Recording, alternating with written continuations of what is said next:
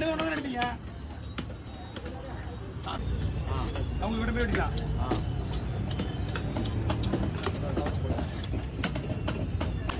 வருமா 300 வாங்கண்ணா. மீன் பெரிய மீன் தான். 4 5 கிலோ எடுக்கணும்.